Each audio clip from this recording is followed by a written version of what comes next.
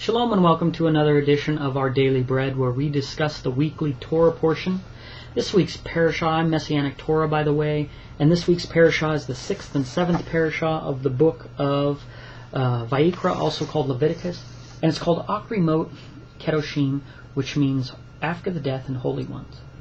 My message for Parashat 2012-13 is called The Sins of the World, and I have two versions of my message. I have the short version, and then I have an extended version where I get into more details and elaborate.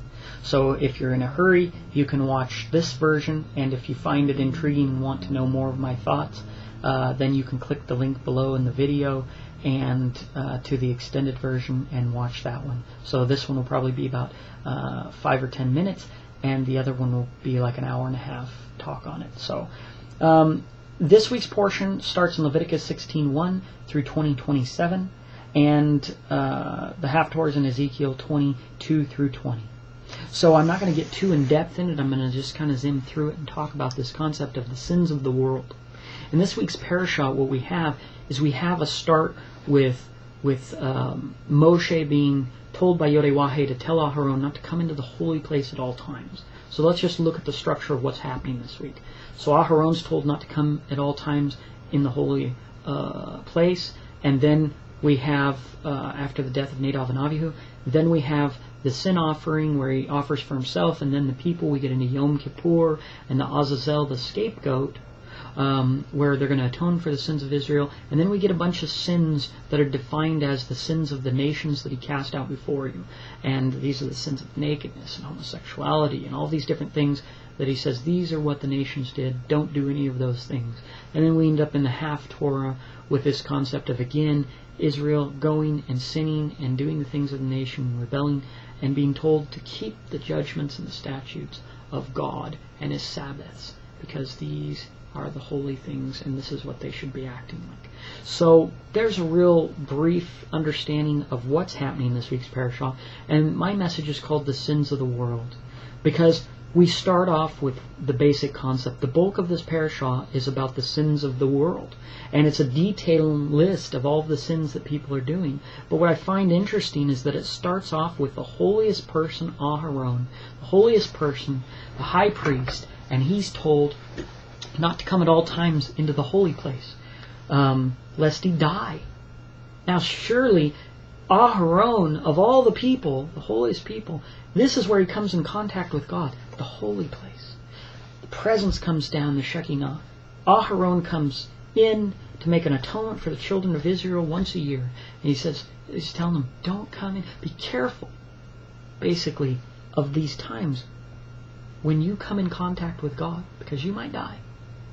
And the more you do it, the more chance there is that there's something wrong. See, Nadav and Abihu came in the presence of God, right when the presence of God came down, and they offered a strange fire. And they were killed on the spot. They were burned up. Because being in the presence of God, it says he will be sanctified. People will fear him and set him apart and be careful around him when they come in contact with him, lest they die. See, this is a serious nature. And that's the opposite of what people do now. People are familiar with God. Well, God talks to me. God gave me a dream. Well, when God gave dreams and talked to people, children of Israel, they all thought they were going to die and said, we don't want God to talk to us. Let Moshe talk to us. So when I hear people telling me about God talking to them and giving them special messages, I don't really believe it, because these people don't tell me about how they thought they were going to die and they wanted it to stop. They wear it like a badge, like I'm special because God's talking to me and telling me these dreams, and everyone should listen to me. I don't know that. Can't say it's not true, but I just don't see the signs. Right? This is a message about signs. The sins are signs. When you see homosexuality, that's a sign, a symbol of the ways of the nation. These are all signs we can look for in these different sins. Wizardry, and magic, and abortion, and unkosher eating, and nakedness, and lusting, and not taking care of the poor. All these are things that the nations before them did, and we're not to do. And these are signs for us to be aware. And then you see the sign of the Sabbath being talked about multiple times in here. And that's one that we're supposed to see, that God's people have that sign. That they do what their Father did. See, ultimately, the Sabbath, in my opinion, is not about can I vacuum the floor if something spills? Can I do this? Should I do that? Should I go play volleyball? I saw on one post that people were arguing over whether that was okay on the Sabbath. I don't think that's what it is. I think at its core, it's about your Father rested, so you rest on that day. It's about the pattern that it creates that you should want to be like your Father. That this Word of God teaches us the way our Father acts and thinks and what He finds okay and what He doesn't find okay. And like Messiah, we should do those things. We should be like our Father. That's the goal. Messiah says He is the goal of the law. Badly translated, it says He is the end, but that word end doesn't mean end. There's a separate word for that in Greek. And it actually means goal. He's the goal of the law. Obedience and being like your Father is the goal of the law. That's why we have all this instruction. Law, Torah means instruction. Why do we have instruction? Because it teaches us who God is, how He thinks, so that we can be like Him. And Messiah said, I would that you were one with me as I am one with the Father, to the disciples. How do we know how He's one with the Father? Because He obeyed God's law. That's how we define Him as the Messiah. That's how we define Him as perfect. All the benchmarks that we need to know are measured against the Word of God and how He obeyed. And had He not done that, He would not have been perfect. He would not have been the Messiah. So, the important thing to understand about this beginning part is that Aharon is coming in contact with God, and it's saying this is a dangerous thing like all times when people come in contact with God. So if you think that you're going to just sit at God's table, or you think that you're one of God's children, and you think all these different things, and don't have that fear of God, and don't fear that every time you come around God, you better watch what you say and what you do, lest you die. If you don't have that fear, then you lack wisdom, because that's the beginning of the wisdom. So, what does Aharon do? He deals with his sin first, the bullock for his. This teaches us the pattern. Then he can go and help others. Just like the parable of Messiah, when he says, take the beam out of your own eye so that you could see a speck in someone else's eye. Okay? It's about us working on self-improvement first. Us measuring ourselves and being like God first, before we could ever show or help anybody else. Why did Messiah have such a great legacy? Because He was like God. He was like God, so He could come down. And He says, if you've seen me, you've seen the Father. You see? And it says, this is my Son with whom I'm well pleased. He says, I show you what I've seen from the Father. Right? This is how we see. Those people got to see Him, and look at how many people modeled Him and changed their lives to be like Him, which is ultimately to be like God. You see? And they were able to do that because He was like God. If He was just, as the Pharisees accused Him, just, isn't this the son of Joseph and Miriam? No. He was more than that. You see, if He was just another person, that's not where the glory would come from. The glory didn't come from, like He said when they said, we're the seed of Avraham. He said, you're of your father the devil. Okay? Right?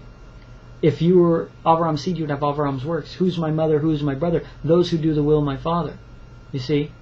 If you're like God, then you're His brother and His mother. If you're not, you're not. Okay? And He says, get away from me, you who do lawlessness. Many come to me in that day and say, Lord, Lord. He says, get away from me, you who do lawlessness. Why? Because He didn't do lawlessness. Okay? So get away from Him. We don't work together. Right? This is the important thing. Mashiach does the same thing. He came and was perfect and lived according to His Father and was like His Father. Thus, according to His own parable, He had no beam in His eye so that He could correctly help people get the speck out of their own eye. He was like God, so He could teach other people to be like God. If you're not like God, how can you teach other people to be like God? You can't. Now the problem in the second half of this parasha is that people were being like the nations. So you're either like God, who's different, peculiar, who prays for His enemies, who gives to the poor, who, if he has 2 coats, gives his coat to the other. He doesn't say, look, I earned these coats, you didn't, you're just lazy, you could earn a coat because I've earned 2. Go get your own coat. He didn't do that. He says, I worked, I earned this coat, and I'm going to give it to you. Because you don't have a coat. He said, I planted this field, I worked this field, but I'm going to leave the corners of my field to the poor, the widow, and the fatherless, who did no work for it, so that they may eat. I worked for them. Right? Mashiach worked for us. He says, I go to prepare a place for you. He's working for our benefit. He's not saying, hey, if you're lazy and you don't want to build your own place, you don't deserve to have a place, I can build a place for myself. It doesn't work like that. God doesn't act like the people who claim to be God's children act. And so there's a problem. The signs of the sins of the world and the nations that were cast out, homosexuality, right? Cheating, adultery, wizards, right? Abortion,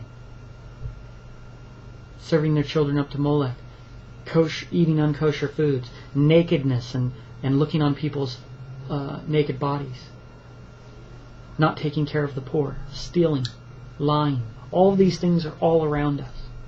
Okay? But we're to stay separate from those things. We're not to become like those things.